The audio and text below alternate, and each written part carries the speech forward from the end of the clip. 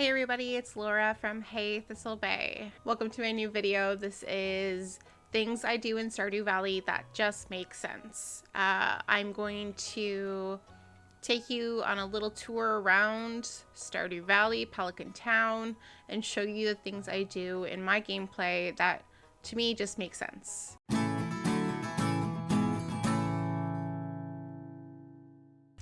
Alright, so the first tip I would say is that if you're looking for a place to put kegs off your farm, so you can place any items off your farm, of course, but I always put my kegs up in this area. I've never had any of them go poof. I'm pretty sure no townspeople actually even come through here, so it is a nice safe area.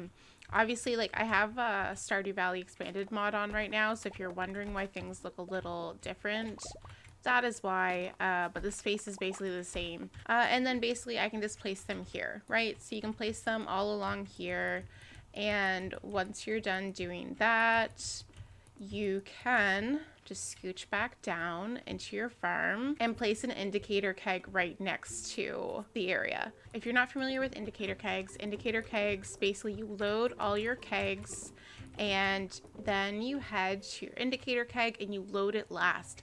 This works with things that all take the same time. So even if you are loading different items into kegs, a lot of them take the same time. So just make sure what you're doing is all the same time. That way your indicator keg will work best. And then because it's on your farm, as you're going about your day-to-day activities, you can check on it. All right, let's talk kegs and preserve jars. Obviously, processing items is always going to garner you more money, but the question is, what one should you put it in? In general, the rule of thumb is vegetables go in preserve jars and fruits go in kegs. Now, there is a few exceptions to this. In terms of kegs, the vegetables you want to include would be things like pumpkin, red cabbage, hops, and wheat. Hops and wheat are obvious ones because they make beer and pale ale. Pumpkins and red cabbage, you might not have thought of it, but it does get you more money. With preserve jars, vegetables are your best bet, but there are some fruits that are better to be put in preserve jars. Blueberries is one, which is really great because I always end up with a lot of blueberries when I play the game. Apricots, blackberries, hot peppers, which is technically a fruit, and salmon berries are the other ones. The other random one that you might not think of is that green tea leaves actually make you more profit in a preserve jars as pickled tea leaves than they do as green tea. So if you have a lot of green tea leaves, if you're like me and maybe you use tea leaf bushes as decorations, pickle them. You're going to make more money that way. Now, again, speaking about processing items, when fall comes and you're getting crops like cranberries, you're going to get a lot of items. What I recommend doing if you're kind of hard up for cash and you want to get some money quickly, sell off the higher quality items like the gold and the silver ones and only keep the regular ones. You're going to have a lot more regular ones than you are the higher quality ones. So you're still probably going to have a lot of things available for doing your kegs and your preserve jars and whatever it is. When you're talking about preserve jars and kegs, the quality of the product you're putting in doesn't matter. So if you need money in that moment and you can't process it anyways because you don't have enough kegs or preserve jars, sell off the higher ones and you're gonna make as much money as you can from it.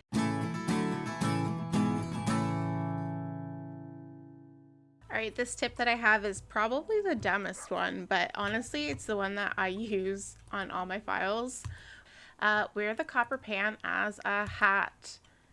It looks ridiculous on your character, especially with those glasses, but it saves you an inventory space, and I almost never think about panning. Like, I never go out with the sole goal of panning, but you can actually get some pretty good items. I've gotten really good rings. Here I got some coal and some gold ore, so that's really awesome. Yeah, 10 out of 10. Wear it as a hat. Super handy. All right, so this next tip is if you hate fishing. So go to Willie's shop, get the training rod. Once you have the training rod, fishing gets a lot easier. Basically what the game does is it makes the fishing game easier by making your bar bigger like it does once you've gained the skill. You can only catch certain types of fish, but those fish still give you the same amount of points towards gaining the fishing skill. Your best bet is to fish at the ocean or the river inside Pelican Town. There's a lot of easy fish there that'll give you lots of great points and lots of money.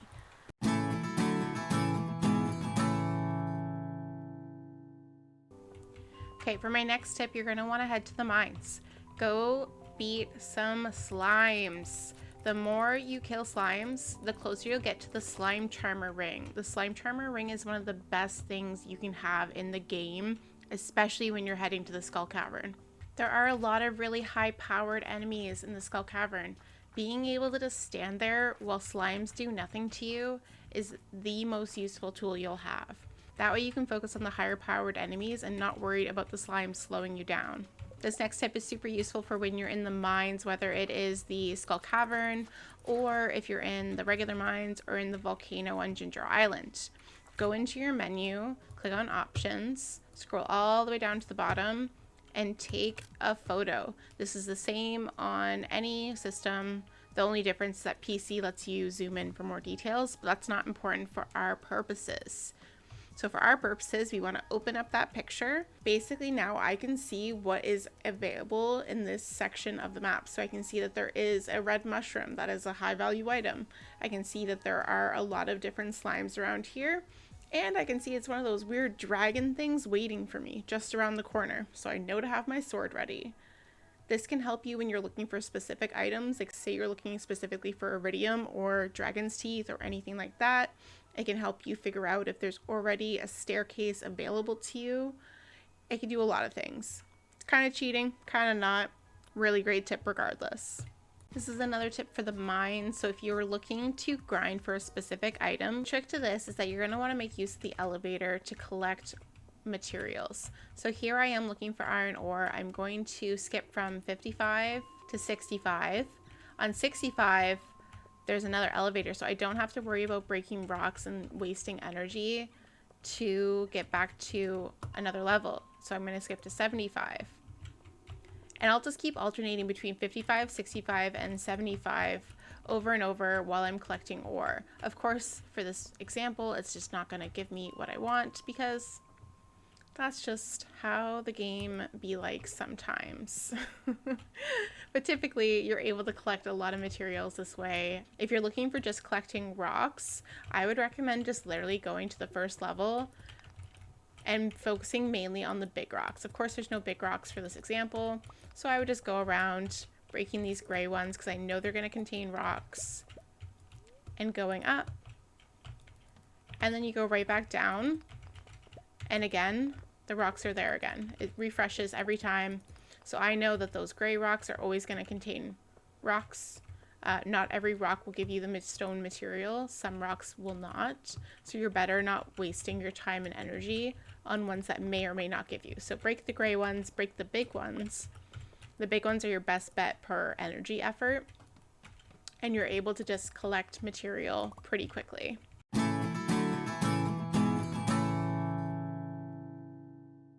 Another tip is plant your tree seeds. I felt so dumb for the longest time that I didn't do this. Again, I have Stardew Valley expanded mod on, so your path is going to look different, but the idea is the same. Basically, just make a point to like drop tons of seeds in all these open spaces in places that you don't really go that often. So in regular gameplay, this would be the mine cave entrance, and usually I just plant a ton of seeds all to the right of the mine cave entrance because basically I'm not coming up this way very often. If you have the bridge unlocked, that's another great place to just plant trees. I like to just walk around and plant as many seeds as I can. I usually like forget to do this, and then I have like hundreds of seeds. Obviously right now I have 999 of each one because I just used mods to give myself the seeds for this video. But basically, yeah, I just walk around planting them. They're not gonna all grow at once, but the best part is that you only have to do the planting part once, and then basically come when you remember, chop a bunch of trees, and then it's gonna clear up space for more of them to grow. And so you can keep doing that for quite a while actually. So it's a lot of fun. It's not a lot of fun, but it's definitely convenient, and it will build up lots of trees and lots of wood for you. The railway tracks is another great spot for it. All right, so this next tip is gonna look a little weird because I used mods to kind of hack myself into this early, but if you have unlocked the Wizard's Tower buildings, use this to move your buildings. He's there every day from 6 a.m. till I think about 11 p.m. It is so much easier to move buildings. You can move any building, so you can move a shed even if Robin has built it. You can move the buildings from there. Don't bother trying to wait for the carpenter shop to be open. It takes forever. Don't recommend it. This I do recommend. Use the Wizard's Tower to move your buildings. Alright, so here's a tip. While using Crystallariums for things like diamonds can make you a lot of money, I recommend using them with jade.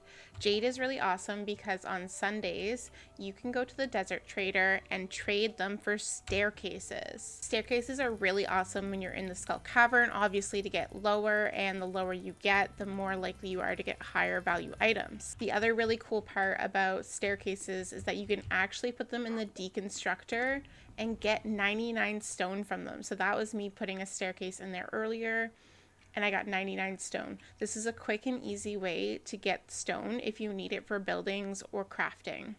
All right, and my last tip is probably a controversial one, but we'll go with it anyways.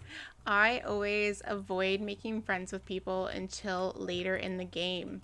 The reason I do this is so that I don't have to deal with the friendship depreciating. So if you don't talk to them or you don't give them gifts, your friendship, relationship, number, whatever you want to call it, it's going to go down. And if I just keep it at 0, it can't go down. I wait until I'm more established in the game and I know I have the ability to give them gifts consistently before I give them any presents, or really make an effort to talk to them. That way I know I can quickly get their levels up and keep the friendship heading upwards and not worry about it backsliding. Once it gets to full hearts, so either 8 if you're not dating them, or 10 for the ones that either you're dating or you can't date them at all. Once you get to those numbers, your friendship is going to stay at that level. It's not going to go down. And that way you're not worrying about constantly having to like keep up with it while you're also worrying about setting up your farm. Alright, well that's it for this video. I hope you enjoyed it. If you did, feel free to like, comment, subscribe, all that stuff. I go live on Twitch every Sunday with a few other random streams thrown in. I usually post my schedule on Saturdays on my Instagram page, so check that out. I'm Hey Thistlebay on all platforms, so Instagram, Twitch, and YouTube. Please feel free to let me know in the comments any other content you'd like to see, or if there's any tips you've learned while playing Stardew Valley. I'd love to learn them. I still learn new things about this game every day. Alright, bye everybody.